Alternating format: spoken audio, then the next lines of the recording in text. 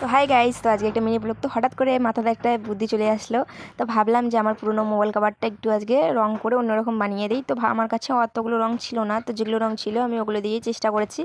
তো মাথায় বুদ্ধি আসলো, তো কাজটা তো করবোই না গাইস।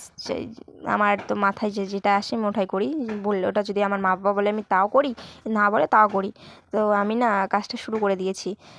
তো দেখতেই পাচ্ছ, তো প্রথমে রেড কালার করব। রেড কালার করার পরে রেডের উপরে দেখি কি ডিজাইন করা যায়।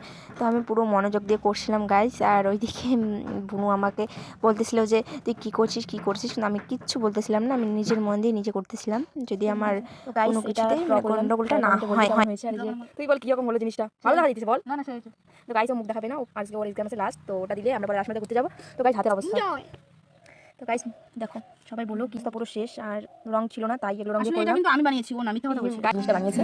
আর কমেন্টে বলো কে বানাইছে। আর তোমরা প্লিজ সবাই বলো কি কীরকম